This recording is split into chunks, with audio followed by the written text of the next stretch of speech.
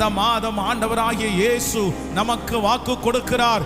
இந்த மாதம் தப்பி கரை சேருகிற மாதம். கர்த்தர் தப்பி கரை சேர பண்ணுகிறார். மூழ்கி விடுமோ என்று நினைக்கிற அந்த கப்பலை கர்த்தர் தன்னுடைய கண்ட்ரோலுக்கு கொண்டு வந்து, உன்னை மூழ்கடிப்பதற்காக இந்த பிரயாணத்தை நான் ஆரம்பிக்கல, உன்னை இடையில விடுவதற்காக இந்த பிரயாணத்தை ஆரம்பிக்கல, கடைசி வரைக்கும் உன்னை கொண்டு போவதற்காக தான் இந்த பிரயாணத்தினுடைய ஆரம்பத்திலே கர்த்தர் வாக்கு கொடுக்கிறார். இந்த பிரச்சனை உன்னை மூழ்கடிக்காது, இந்த போராட்டம் உன்னை மூழ்கடிக்காது, இந்த வியாதி உன்னை மூழ்கடிக்காது. நீ தப்பி கரை சேருவாய். நீ தப்பி கரை சேர்வதற்கு நான் ஒரு உதவியை உனக்கு அனுப்புவேன்.